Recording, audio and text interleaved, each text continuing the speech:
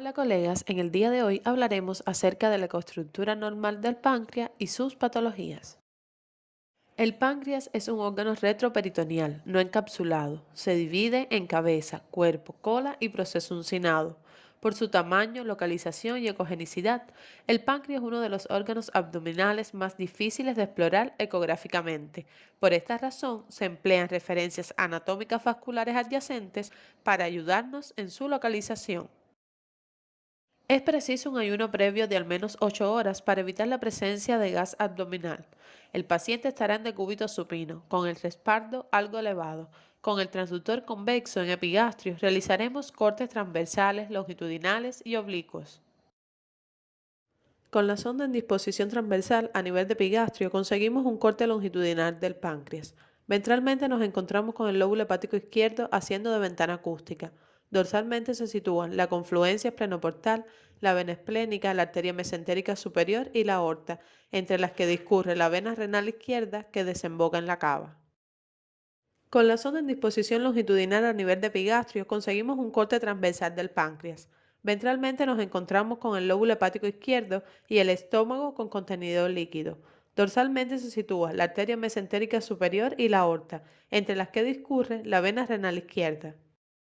El corte oblicuo a nivel del epigastrio se usa para la visualización de la cola del páncreas y consiste en situar la sonda de manera oblicua apuntando hacia el hombro izquierdo del paciente. La cola del páncreas también se puede visualizar en ocasiones con cortes a nivel del flanco izquierdo utilizando el vaso como ventana acústica. Los diámetros máximos del páncreas varían y son menores de 3 centímetros para la cabeza y menores de 2,5 centímetros para el cuerpo y la cola. El conducto de Wilson varía entre 1,5 milímetros de diámetro máximo a nivel de la cola y 3 milímetros de diámetro máximo a nivel de la cabeza. La ecogenicidad del páncreas debe ser mayor o igual que la del hígado, o puede ser igual, mayor o menor que la del vaso. Su ecotextura homogénea y su superficie lisa o mínimamente lobular. La situación clínica más frecuente en nuestro medio que nos lleva a realizar ecografía del páncreas es el dolor en epigastrio, y más si este dolor está irradiado a la región dorsolumbar. La ecografía es una técnica fundamental en el estudio de los procesos inflamatorios, ya que no solo valora las alteraciones del parénquima pancreático, sino que orienta la etiología biliar o alcohólica. Es fundamental en la detección y el seguimiento de las posibles complicaciones y sirve como guía en las funciones tanto diagnósticas como terapéuticas. Los hallazgos ecográficos de la pancreatitis aguda son el aumento de tamaño, la disminución de la ecogenicidad y la heterogenicidad del parénquima. La determinación de la ecogenicidad pancreática se basa en la comparación con la ecogenicidad del hígado.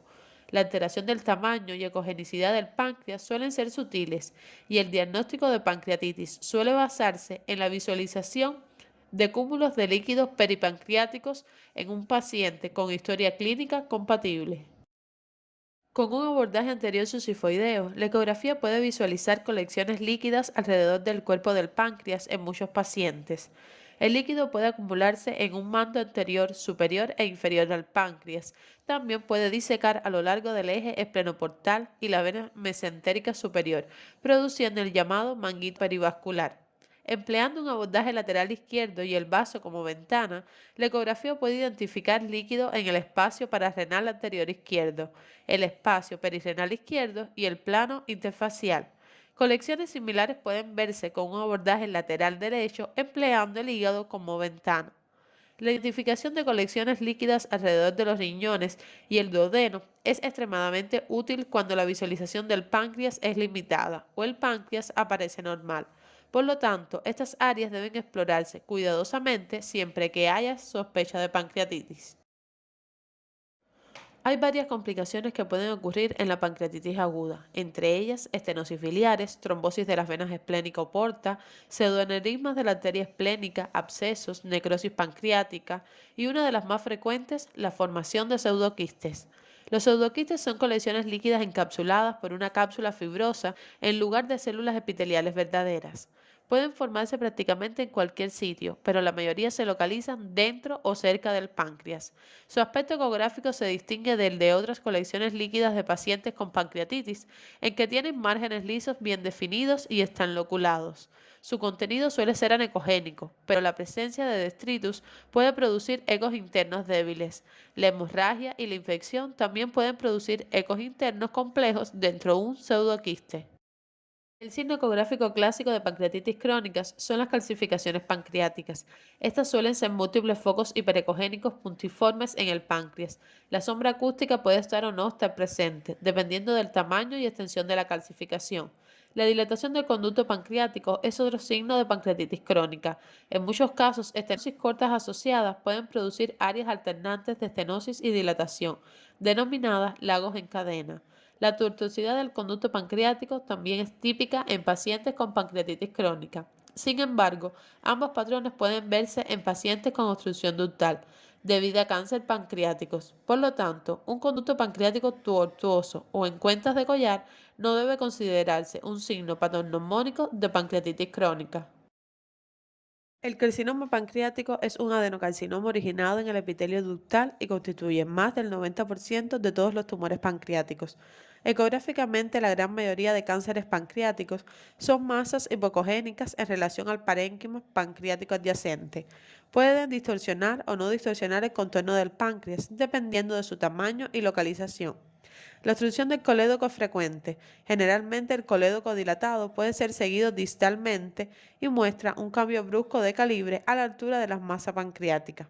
La obstrucción del conducto pancreático es también un hallazgo frecuente en pacientes con carcinoma pancreático. Puede ser extremadamente difícil distinguir una pancreatitis focal del cáncer de páncreas, ya que la pancreatitis focal suele afectar a la cabeza del páncreas. La invasión vascular u otra evidencia de enfermedad metastásica ayuda a establecer el diagnóstico de cáncer y la historia y las características clínicas ayudan a establecer el diagnóstico de pancreatitis focal. Los tumores endocrinos del páncreas se originan de los islotes de Langerhans. Los insulinomas constituyen del 70 al 75% de los tumores de islotes endocrinos. Suelen ser pequeños, menores a 2 centímetros, y solitarios, y del 90 al 95% son benignos. Como otros tumores de islotes endocrinos, los insulinomas son masas sólidas hipocogénicas y pueden localizarse en cualquier parte del páncreas. La ecografía intraoperatoria es el medio más sensible para identificar y localizar insulinomas y puede detectar algunos tumores que no son palpables en la cirugía. Los gastrinomas constituyen aproximadamente el 20% de los tumores de islotes endocrinos. Al contrario que los insulinomas, la mayoría de los gastrinomas son malignos, con hasta un 40% de los pacientes con enfermedad metastásica en el momento del diagnóstico. Se trata de una pequeña masa sólida hipocogénica localizada en el páncreas. Los tumores de islotes endocrinos que no son funcionantes se presentan como grandes masas, generalmente con evidencia de metástasis en el momento del diagnóstico. Aproximadamente el 20% de ellos contienen focos de calcificación. Las neoplasias quísticas del páncreas constituyen menos del 5% de los tumores pancreáticos. Hay dos tipos: el adenoma microquístico, también denominado cistoadenoma seroso, encontrado predominantemente en mujeres de edad media y avanzada. Es una masa benigna, bien circunscrita y generalmente grande, con un diámetro medio de 10 centímetros, que contiene múltiples pequeños quistes. Es característica una cicatriz central estrellada que puede calcificarse y puede verse en los estudios histológicos, ya que generalmente no es detectable ecográficamente. El adenoma macroquístico, por su parte, también denominado cistoadenoma o cistoadenocarcinoma mucinoso, se desarrolla predominantemente en mujeres de edad media, generalmente en el cuerpo o cola del páncreas. Suele estar constituido por elementos quísticos más grandes, bien definidos, que contienen líquido mucinoso, espeso, septos gruesos y componentes sólidos. Son lesiones malignas o premalignas, de ahí la importancia de distinguirlos de los tumores microquísticos. Y hasta aquí el tema de hoy. Muchas gracias.